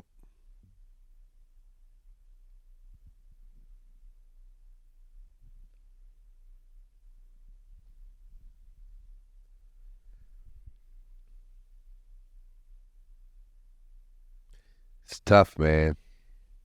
It's tough. And I told you the story. So I didn't know what to do with myself. There's no, I told him the other day, I said, when somebody passed away in your family, there's no glass you break and a book comes out and it says, okay, this is what you do. Right. There's no instruction. Yeah. It's like, so I've been to the hospital and everybody's, and just to give you a backstory of my father. My father is the oldest of 15 children. Right. My grandfather, Reverend Alphonse Rock and Mary Vance, had 15 children. My father, the oldest. So when I said I saw my father's brothers crying, I saw a lot of grown men out of it. So I go home. My mother's like, "It's nothing you can do. Go home." So I go home, and I'm like, "Shit, I guess I'll go to bed." I don't know I don't know what the curriculum is. I don't know what the procedure is. I don't have any inkling of what to do. And I'm laying in the bed, and it's night, and then the sun's coming up, and I'm still in the bed, and the sun's in the sky, and I'm still in the bed. I'm like, shit, I didn't sleep at all. So I didn't know what to do with myself. I fucking got up and went to work the next day. Yeah. And I'm at work, and people are like, I swear it's so, you can't see it, but when something like that happened, a piece of your soul is gone. Yeah. So I'm at work, and people looking at me like, yo, you okay, man? You look different. And I'm like, to myself, I'm saying like, nigga, I am different. I'm never going to be the same again. And I went to work, and I get off work and come home, and, down people at the house, and, oh, we bring a cake, and all that shit you got to deal with. And you ain't trying to do that right then and there, but you got to do it. And I'm back at work the next day, and everybody's like, yo, I bet you. And what was happening, I realize now, was I was slipping out of, reality, my consciousness. And I was depressed for 5 years. I wasn't, a doctor didn't say it. I didn't go and meet with somebody and they say, hey, we're going to write on this paper, he's depressed. But I knew I was gone. Yeah. I was gone. And I know it because when I try to recollect, even just now, some of the memories was hazy because once I got, for that 5 year period, I cannot remember it. Well, I can't. Yeah. Somebody will be like, yo, remember the time? It was 2000. I'm like, I don't remember, bro. I was out of it. I was fucking gone. And that was 5 years from the ages of? From 18 to 24. Those are crucial years. Late 18 to early 24. Very important years, too. Yeah. First years as an adult, on your own, and trying to make you gone, bro. I was gone. I was out of it. And then I told him the story. I think I told you the story too. I was my Andy was a baby. Andy was a baby. And I love Andy Rock so much. Andy Rock is before Charleston. Like that's when Andy's playing with Charleston, she'll say, I was the first. And I just adored that little girl, and I loved her so much, and I would just do anything for her. To this day, I still do anything for her. I talk to her all the time. And for some reason that day, 5 years later, I'm in the house and I'm still in a funk. And I'm sitting in the living room, and Andy's a baby, and she don't really know much about what's going on. And she comes and crawls like over to, not crawls, but walks over to me and like stands in between my legs, like right here, and like pulls herself up, like throws her leg on my leg and lays right here and just goes to sleep. So peaceful, bro. Like just almost angelic. Yeah. And I'm just like holding her. And I go, wait a minute. Like, I got to take care of her. I can't be fucked up. I got to take care of her.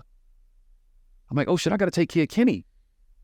Like, I can't be in this space. I gotta fucking get my shit together because I can't be like this and help Andy and Kenny. And I was like, yo, and nigga, I just, wait a minute. Like, and I looked up and it was 5 years later. Wow. Yeah. I was like, what the fuck? It brought you out of it. Andy Rock laying right there was like, it was almost like God, like, hey nigga, you still have a purpose. Right. There's something to do here. Or that was your dad talking to you through her. Yeah. Go get your brother. Yeah. You the 80 hours a week dude now. Right. You know what I'm saying? And I just was like, it didn't happen like that, but I slowly came out of it. And I was like, all right, so now what are we going to do? And it was like, I tell people all the time whenever they lose a family member or lose a close loved one, I say, now you got to live the rest of your life as a tribute to that person. That's what you should do. You should live your life, the rest of your life as a tribute to that person. And I was like, all right, so now the rest of my life is going to be dedicated to my pops and Shabazz. And Shabazz actually passed after my pops. I told it. Yeah. Oh, okay. It just was on my mind to explain who Shabazz was to y'all because he meant so much to me. So Shabazz actually was in jail when my pops passed away. Called the house one day. I answered the phone. Yo, what's up, man? What's good? Yo, what's up with Dad? And I was like, had to tell him over the phone or the jail. I was like, oh man. And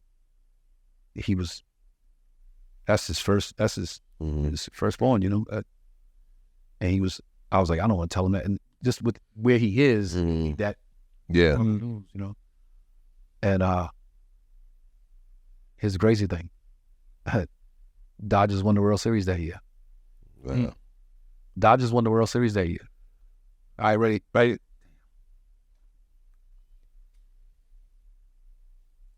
Dodgers won the World Series that year. They didn't go back until Charleston was born. Wow. They won when Charleston was born. Hey. That was your pops. That was your pops. He was a baby. Yeah. The World Series was a newborn child. And the Dodgers won the World Series. And they hadn't been since my pops there. Yep. That's deep, man. So how do you know, because you get me teary-eyed, because, you know, I'm dealing with my own situations. You know, I was talking about my sister. A lot of people don't know my sister passed away July 24th of this year. And so I'm hearing what you're saying.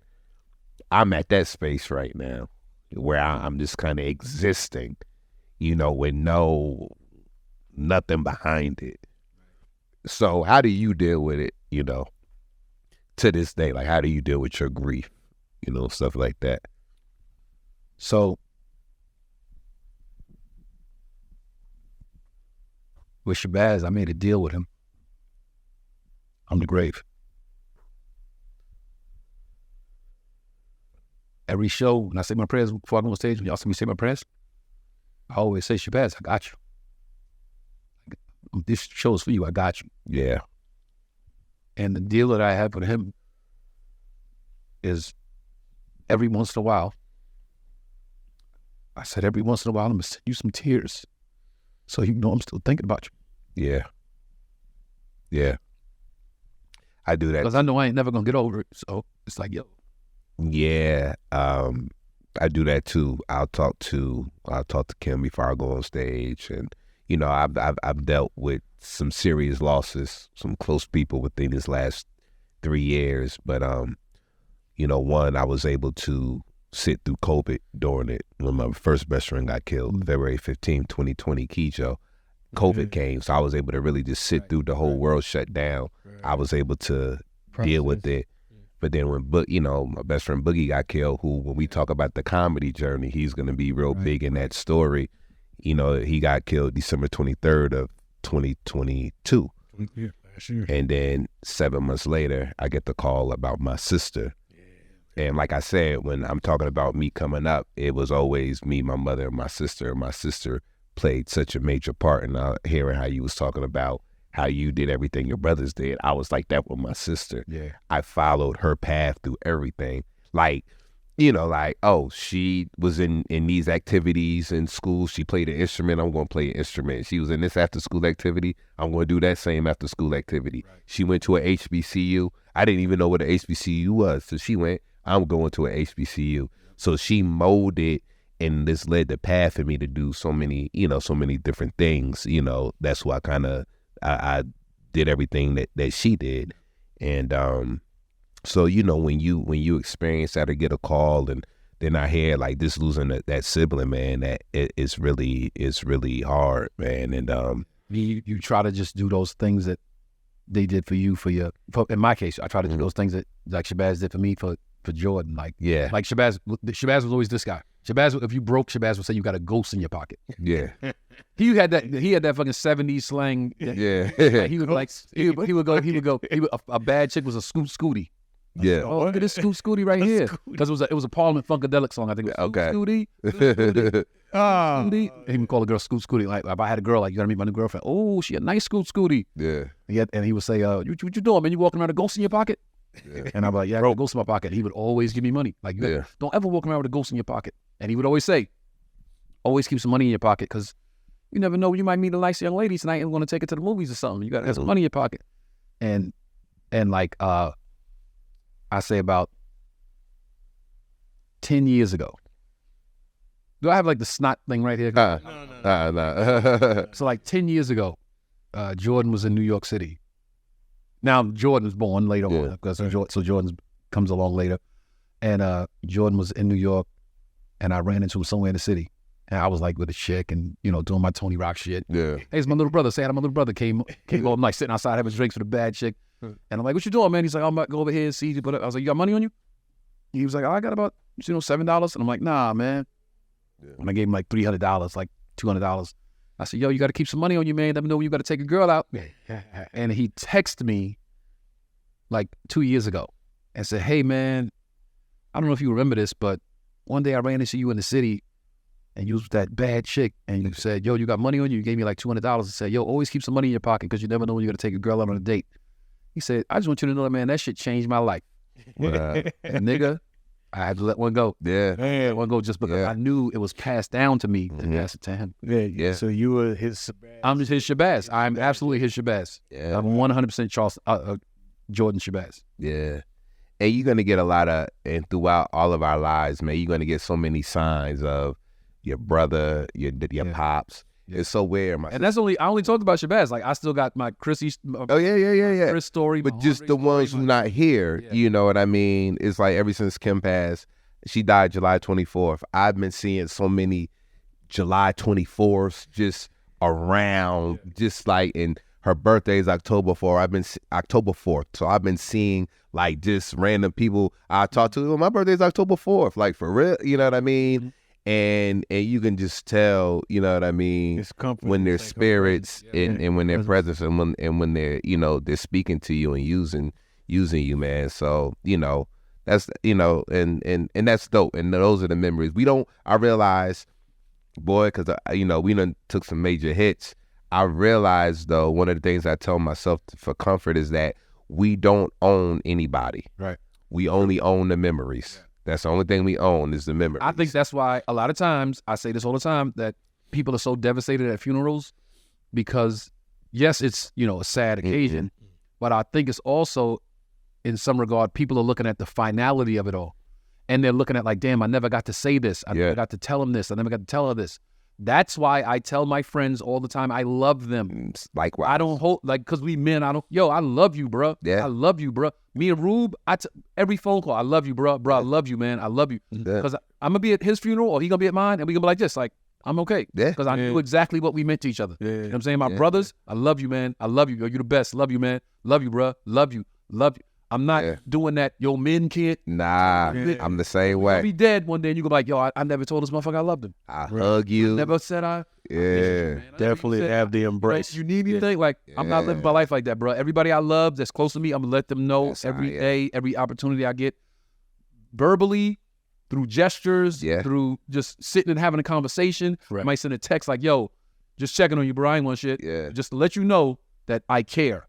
Yeah. You know what I'm saying? I looked at an old text with me and my sister, and it was a text where I was like, "You're my hero." I saw that. You told me. Yeah, I posted that. Man. And she was like, "Oh, brother." So that was one thing that brought me peace, is that me and Kim always told each other how much we loved and care about each other. So like that's I just want to say to the camera, like, that's who we are. That's who we are. That's our makeup. That's why we are the people we are today. Yeah. It's so many more stories to tell. There's so many more layers to who we are. You know, we're not one note. So we'll get into our comedy stories later. We'll get into, you know, family dynamics and siblings and all that stuff. Yeah. But we just wanted to set the first episode off with you guys knowing who we are. And that's who we are. Joe Fox, give them your social media, tell them where they can find you and all that good stuff. You can find me on Instagram, Joe Feezy, JoeFeezie. Add me to your page. And look, I'll see you in the next city that the Rock the Mic tour is at. Hope you guys will get a ticket and enjoy yourself. Don't play yourself. Yo, you can follow me at comedian Trey Elliott, TreyElliot on my IG. And I post everything on there. Follow me and go on this journey with me and in the crew, man, the Rock the Mic tour, man. And we'll be seeing you at a city near you. I'm not going to say where y'all can find me because, look, the magic of camera work is going to post right here. So follow me here and follow me here and subscribe here and go to this website. And that's where I'm at. Yep. And the Rock the Mic tour is the hottest comedy tour going today. I stand on that. Come and see us. Any city. You can just pop up. It ain't no we better in this city than that city. We fire every city we go to, yo. This is one of the best comedy tours going today. And come here, Aaron. I got to get Aaron in here real quick. Aaron helped us set up these cameras. Aaron helped us set these lights up. Aaron, man. Say hi to people. Hey, everybody. What up? He's dope. Yo, this is Live from the Green Room, episode 1. Welcome to the journey, y'all. Welcome to the journey. We did it. We love y'all. I love y'all. I love you. Yeah, I love you too. Love all y'all, man. World forever. Yes, sir. Charleston, I love you. Yes, sir.